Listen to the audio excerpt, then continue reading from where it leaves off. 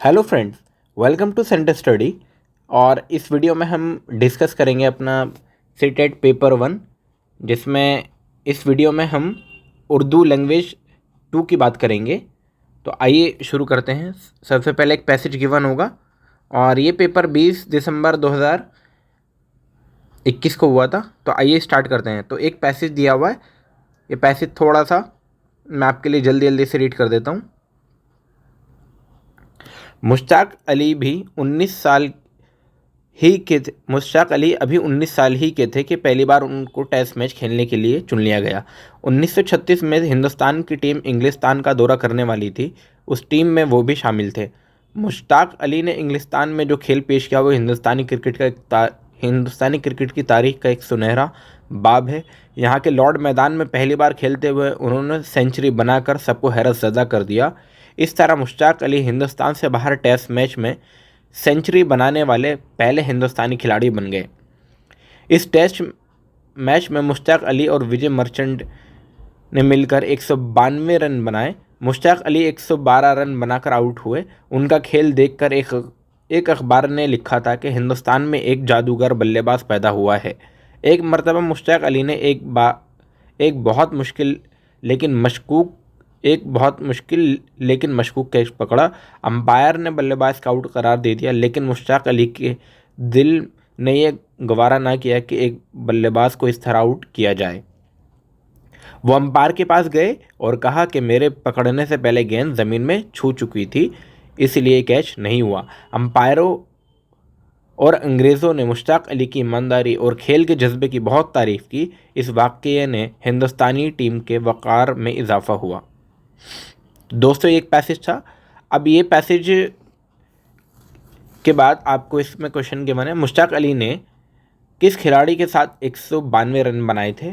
तो दोस्तों, यहाँ पर आपको पैसेज की 4th लाइन में ये मिल जाएगा। यहाँ पर जब आप पढ़ोगे कि 112 रन जो मुश्ताक अली ने विजय मर्चेंट के साथ मिलकर बनाए थे, तो ऑप्शन नंबर इसका सेकंड ठीक हो जाएगा। बढ़ते हैं क्वेश्चन नंबर 122 और इसमें बोला गया मुश्ताक अली को किस उम्र में पहला टेस्ट खेलने का मौका मिला। तो दोस्तों, यहाँ पर सबसे पहले ही लाइन में थे कि मुश्ताक अली अभी 19 साल के ही थे कि पहली बार उनको टेस्ट मैच खेलने के लिए चुन लिया गया, यानी कि 19 साल के थे वो। तो 19 साल जो है वो ऑप्शन नंबर 4 में है, तो ऑप्शन नंबर 4 इसका ठीक हो जाएगा। 123 में हिंदुस्तान से बाहर पहले ही टेस्ट मैच सेंचुरी किस हिंदुस्तानी ने बनाई थी। ये भी पैसेज में ही बोला था और ये बनाई थी मुश्ताक अली ने। ऑप्शन नंबर 3 इसका सही हो जाएगा। 124 में चलते हैं। किसने लिखा था कि मुश्ताक अली जादूगर बल्लेबाज हैं। एक अखबार ने, या सुनील गावस्कर ने, या विजय मर्चेंट ने, या मंसूर अली खान ने। तो दोस्तों, ये जो लिखा था ये एक अखबार ने लिखा था। तो ये पैसेज में भी आया कि ये अखबार में आप जब पढ़ोगे इस पैसेज को तो 5वीं लाइन में ये आपको मिल जाएगा। बढ़ते हैं क्वेश्चन नंबर 125 में। लफ्ज़ मुश्ताक का मुतज़ाद क्या है। तो मुश्ताक का जो मुतज़ाद होगा वो इनमें होगा अली, मर्चेंट, बेजार या उदास। तो इसका जो सही ऑप्शन है वो है आपका मुतज़ाद, अपोजिट वर्ड होगा आपका बेजार, ऑप्शन नंबर 3। इसके बाद 126 में चलते हैं। अंपायर और अंग्रेज़ मुश्ताक अली की किस चीज़ से मुतासिर थे। मेहनत, या ईमानदारी और खेल के जज्बे, या रन बनाने की सलाहियत। तो दोस्तों, ये पैसेज की सेकंड लास्ट लाइन में आपको गिवन था कि जो उन्होंने कैच लपका था और कैच लपकने के बाद उन्होंने सोचा कि इस तरह आउट नहीं होना चाहिए, इस तरह आउट नहीं करना चाहिए। तो अंग्रेज़ों ने और अंपायरों ने उनकी ईमानदारी और खेल के जज्बे की काफ़ी तारीफ़ की थी। तो ये पैसेज में आपको मिलेगा। ऑप्शन नंबर इसका 3 सही हो जाएगा। बढ़ते हैं क्वेश्चन नंबर 127 में। मुश्ताक अली ने किस तरह का कैच पकड़ा। नाकाबिले यकीन, अनोखा, जानलेवा, मुश्किल और मशकूक। तो ये भी 4th लाइन में आपको मिल जाएगा। देखिए, मैं आपको दिखा देता हूँ। यहाँ पर जब आप पढ़ोगे तो यहाँ पर आपको मिलेगा मुश्किल और मशकूक। जो कैच पकड़ा था वो ये रहा, जो मैंने आपको अंडरलाइन किया है। और खेल और उसकी जो जज्बे की तारीफ़ की थी वो ये था। तो मुश्किल और मशकूक इसका सही ऑप्शन हो जाएगा, ऑप्शन नंबर 4। बढ़ते हैं इस पैसेज के लास्ट क्वेश्चन में। मुश्ताक अली ने अपने पहले टेस्ट मैच में कितने रन बनाए थे? तो उन्होंने टोटल 112 रन बनाए थे, यानी कि ऑप्शन नंबर 1 ठीक हो जाएगा। तो दोस्तों हमने ये पैसेज जो था, जो स्मार्ट क्वेश्चन पूछे आते हैं, ये हमने सॉल्व कर लिया। अब एक और पैसेज गिवन है जिसमें आपसे 7 क्वेश्चन पूछे जाएंगे। टोटल 15 क्वेश्चन 2 पैसेज से होते हैं अगर आप उर्दू लैंग्वेज 2 लेते हैं तो। बाकी इस क्वेश्चन पेपर का PDF आप हमारे टेलीग्राम चैनल पर ले सकते हैं, जिसका लिंक आपको वीडियो के डिस्क्रिप्शन बॉक्स में मिल जाएगा। अगर आप हमारे चैनल पर नए हैं तो आप हमारे चैनल को सब्सक्राइब ज़रूर कर लें। तो बढ़ते हैं अपने नए पैसेज में। रात अंधेरी थी, शहर की तमाम दुकानें बंद हो गई थी, बारिश मूसलाधार हो रही थी। अनवर, असलम और अहमद एक दुकान के चबूतरे पर बैठे बातें कर रहे थे। तीनों हर शाम मिलते और रात देर गए तक शहर की सूनी सड़कों पर घूमते फिरते रहते थे। इन तीनों के बारे में ये मशहूर था कि एक ज़माने में ये प्राइमरी स्कूल के ज़हीन तालिब इल्म थे। अनवर ने अपने तालीम का सिलसिला जारी रखा। उसने 2 साल पहले MA कर लिया था। असलम ने BA की डिग्री हासिल करके तालीम तर्क कर दी थी। अहमद ने मैट्रिक तक तालीम हासिल की थी। ये तीनों तालीम हासिल करने के बावजूद बेकारी के दिन गुजार रहे थे। अनवर ने बात शुरू करते हुए कहा कि अब मैं नौकरी नहीं करूंगा, ऐसा मैंने तय कर लिया है। मैं बहुत जल्द ही कोई कारोबार शुरू कर दूंगा। असलम ने अनवर की बात ख़त्म होते ही कहा कि फिर इतनी तालीम पाने का फ़ायदा क्या हुआ? इससे अच्छा था कि तालीम पाने के बजाय किसी कारोबार में लग जाते। अनवर ने असलम को समझाते हुए कहा कि क्या ये ज़रूरी है कि तालीम का मकसद हम सिर्फ नौकरी से जोड़ दें? ये क्या कम है कि तालीम ने हमें अच्छे और बुरे में तमीज़ करना सिखा दिया? अहमद जवाब तक खामोश था। कहने लगा कि अच्छे और बुरे की में तमीज़ करना आदमी का तजुर्बा सिखाता है। अब इसके बाद इसके क्वेश्चन सॉल्व करते हैं। अहमद ने किस जमात तक तालीम हासिल की? तो दोस्तों अहमद ने जो तालीम हासिल की थी उसके बारे में यहाँ पर बताया भी गया है। उन्होंने मैट्रिक तक तालीम हासिल की थी। यहाँ पर मैं आपको अंडरलाइन कर देता हूँ, अहमद ने मैट्रिक तक तालीम हासिल की, मैट्रिक। तो ऑप्शन नंबर इसका 3 ठीक हो जाएगा। अहमद, असलम और अनवर में कौन बेरोज़गार था? अहमद था, असलम था, अनवर था, या तीनों थे? तो पैसेज में क्लियर आया है कि वो तीनों देर रात तक रुकते और तीनों ही बेकारी के दिन गुजार रहे थे, तीनों ही बेरोज़गार थे। ऑप्शन नंबर 4 ठीक हो जाएगा। उसके बाद अनवर, अहमद और असलम कहाँ और किस वक्त बैठे हुए थे? रात में सड़क पर, किसी की दुकान पर, अंधेरी रात में दुकान के चबूतरे पर। तो पहली ही लाइन में यहाँ पर बोला भी गया है, फर्स्ट लाइन जब आप पढ़ोगे तो वहाँ पर बोला भी गया है कि रात अंधेरी थी और शहर की तमाम दुकानें बंद हो गई थी। असलम और यहाँ पर फर्स्ट लाइन में अनवर, असलम और दुकान के चबूतरे पर बैठे थे, यानी कि अंधेरी रात में दुकान के चबूतरे पर। तो ऑप्शन नंबर इसका 3 ठीक हो जाएगा। 132 में प्राइमरी स्कूल में तीनों दोस्त किस तरह के तालिब इल्म थे? ज़हीन थे, गबी, लापरवाह या मिस्कीन? तो वो ज़हीन थे। पैसेज में ये चीज़ क्लियर बताई गई है पैसेज के 3rd लाइन में। क्वेश्चन नंबर 133 में अनवर ने अपनी डैश का सिलसिला जारी रखा। जुमला मुकम्मल करें। मुलाजमत का, तालीम का, आवारगी का या लापरवाही का? तो वहाँ पर पैसेज में था कि अनवर ने अपनी तालीम का सिलसिला जारी रखा और उसने MA कर लिया। तो तालीम का सिलसिला, यहाँ पर तालीम आना चाहिए था, ऑप्शन नंबर 2। 134 में चलते हैं। अच्छे और बुरे में तमीज़ करना आदमी का तजुर्बा सिखाता है। ये जुमला किसने कहा था? तो दोस्तों ये जुमला जो कहा था वो अहमद ने कहा था। और 2nd लास्ट लाइन में जब आप पढ़ोगे पैसेज की, देखो अहमद ने जवाब दिया और खामोश कहने, अच्छे और बुरे की तमीज़ करना आदमी का तजुर्बा सिखाता है। तो ये अहमद ने कहा था। अब अहमद कहाँ है? ऑप्शन नंबर 3rd में है। तो ऑप्शन नंबर 3rd इसका सही हो जाएगा। पैसेज के लास्ट क्वेश्चन में चलते हैं अब। लफ्ज़ तजुर्बा का जमा क्या होगा? तरजीहात, तजुर्बात, तजज़ियात या अमलियात? तो दोस्तों तजुर्बा की जो जमा होगी वो होगी यानी कि प्लूरल तजुर्बात। ऑप्शन नंबर सेकंड इसका ठीक हो जाएगा। अब बढ़ते हैं अपना पेडागोजी के वो 15 क्वेश्चन जो पेपर में पूछे गए। इसी तरीके के क्वेश्चंस पेपर में हर साल पेपर में पूछे जाते हैं। क्वेश्चन को बहुत ध्यान से रीड करना होता है पेडागोजी के, क्योंकि कभी कभी नाप नहीं पूछा जाता और गलती से हम जल्दी के मारे गलत पढ़ लेते हैं। तो शुरू करते हैं। ज़बान के उस्ताद की हैसियत से दर्ज झेल में से कौन सा इस्लाह का सबसे बेहतरीन तरीक़ा है? बोलते वक्त ही आमोज़गार की इस्लाह होनी चाहिए या इस्लाह के काम को पूरे क्लास की सरगर्मी के तौर पर किया जाना चाहिए ताकि कोई आमोज़गार गलती को ना दोहराए, या आमोज़गार की गलती की इस्लाह बिल्कुल ज़रूरत नहीं है, ये उस्ताद गलती का तजज़िया करते हुए और पैटर्न मालूम करते हुए दोबारा पढ़ाकर आमोज़गारों को उनके हुसूल की मज़ीद वजाहत करते हुए। तो दोस्तों इसका जो सही ऑप्शन है, बेहतरीन तरीका वो यही है जो ऑप्शन नंबर 4 में बताया है, यानी कि जो उस्ताद है, जो टीचर है, वो एक तरीके से जो बच्चों की गलती है वो पकड़े और एक पैटर्न पकड़े कि वो किस पैटर्न में बच्चे वो गलती कर रहे हैं और उसको वो दोबारा से पढ़ाए ताकि बच्चे ज़्यादा से ज़्यादा सीख पाए। तो आई होप आपको ये समझ आ गया होगा। अब बढ़ते हैं क्वेश्चन नंबर 137 की तरफ।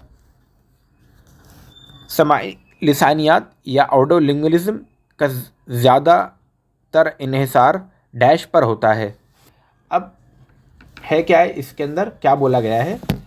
पहला ऑप्शन है असल ज़िंदगी के सियाक तक ज़बान को लाने, या आदत डालने के लिए मशक करने, या हदफ ज़बान का इस्तेमाल और मादरी ज़बान से अगमाज़ बरतने, या क्वेश्चन नंबर 138 में ज़बान के उस्ताद के तौर पर हमें तलबा को लगत का बेहतरीन इस्तेमाल करने वाला बनाने की कोशिश करनी चाहिए।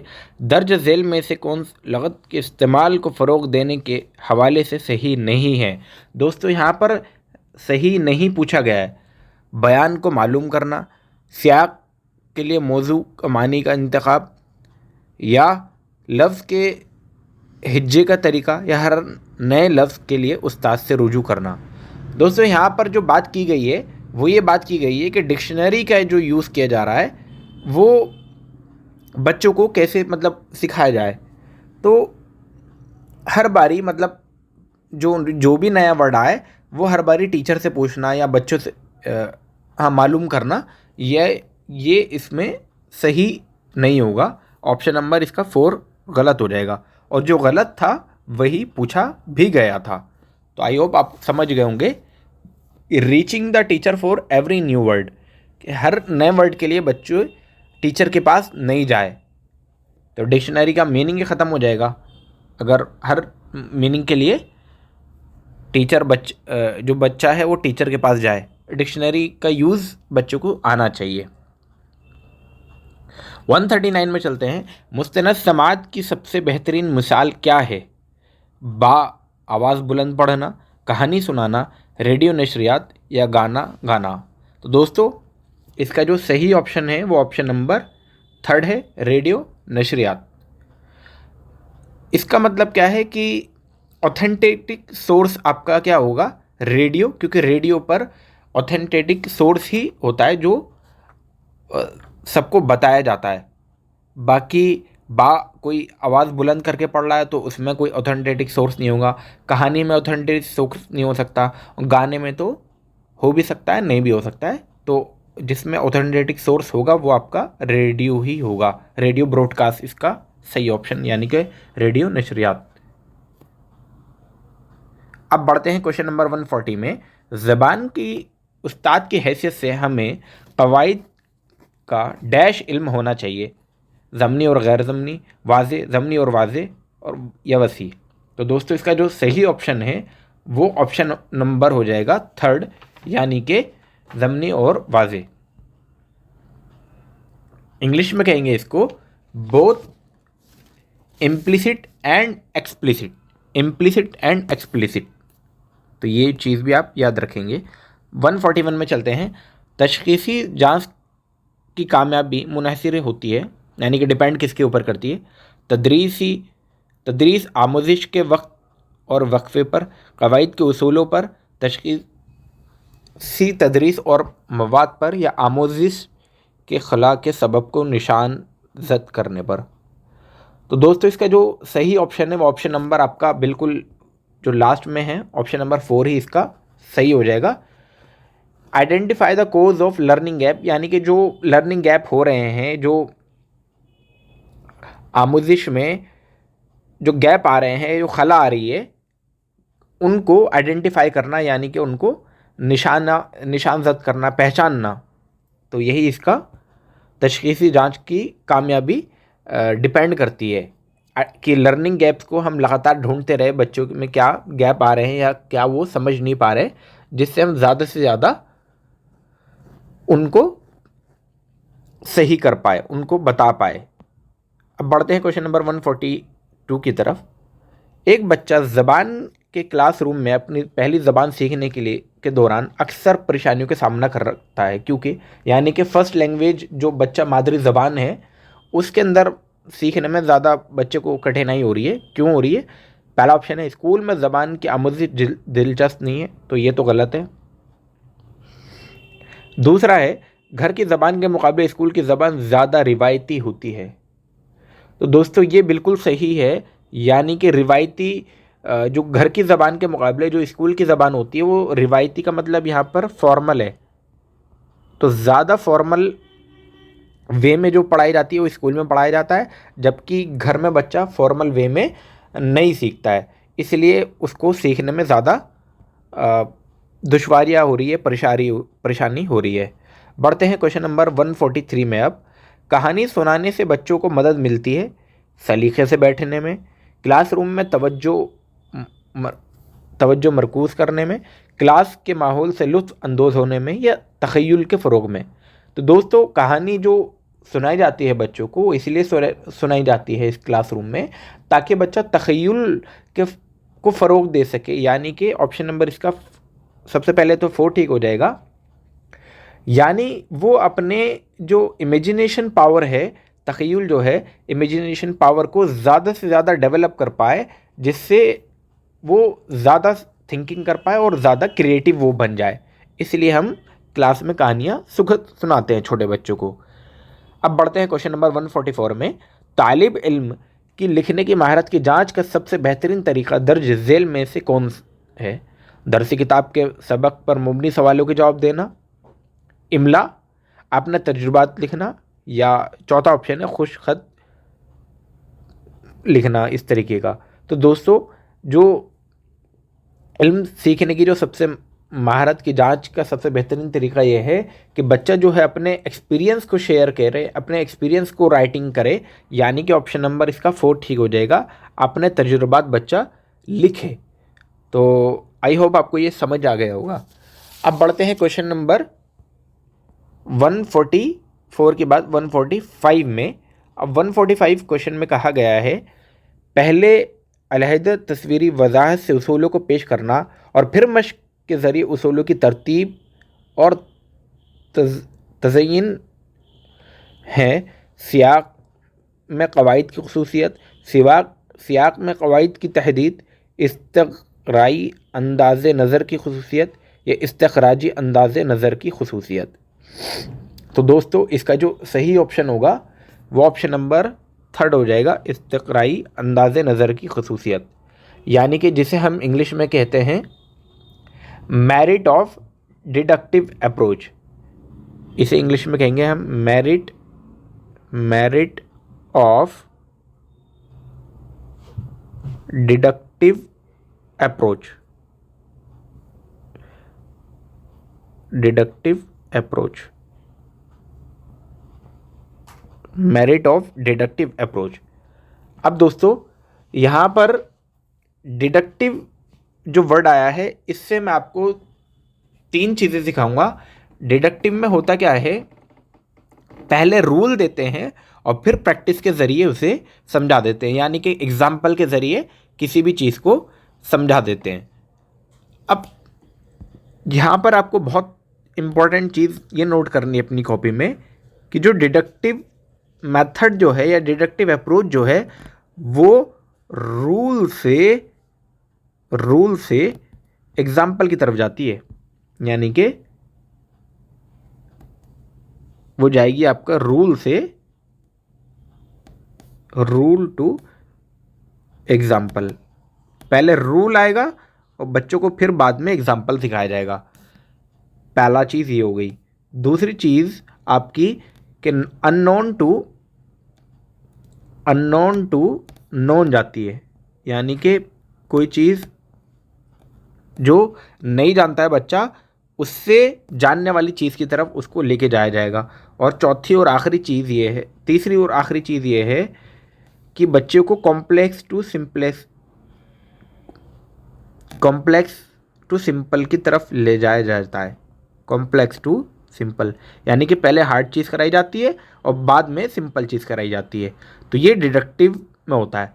इंडक्टिव में इसका रिवर्स हो जाता है, simple to complex, known to unknown और एग्जाम्पल टू रूल। तो इंडक्टिव में ऐसा होता है। आई होप आपको ये समझ आ गया होगा। अब बढ़ते हैं क्वेश्चन नंबर 146 में। सरगर्मियों में कवायद निकात को वाज़ेह और दिलचस्प अंदाज में पेश करना चाहिए।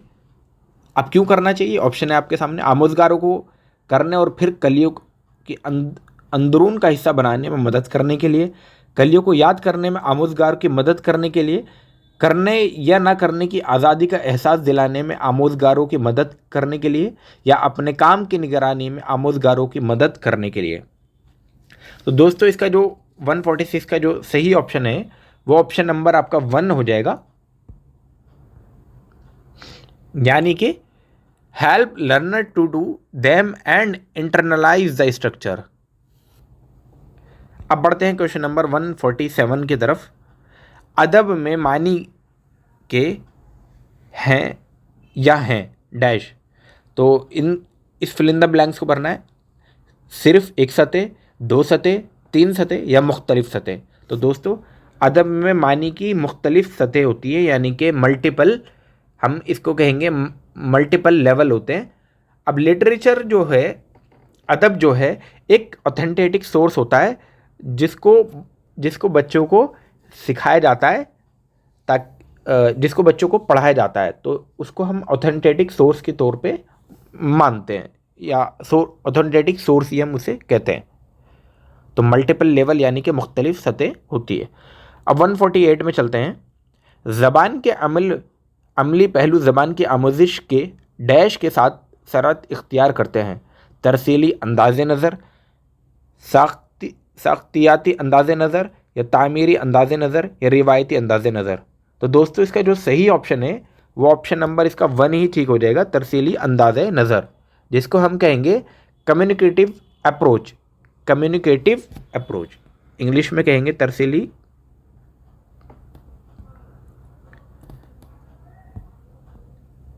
Communicative approach.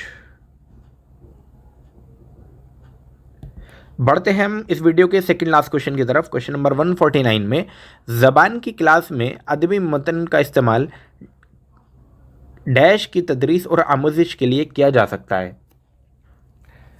ऑप्शन नंबर 1 ज़बान का अमल और नई लफ्ज़ियात के लिए, उसूलों की बाज़ तश्कील के लिए, आमोजिशी नाहिलिया के लिए, या तलफ़्फ़ुज़ का फ़रोग़। तो दोस्तों इसका जो सही ऑप्शन है वो ऑप्शन नंबर 1 हो जाएगा।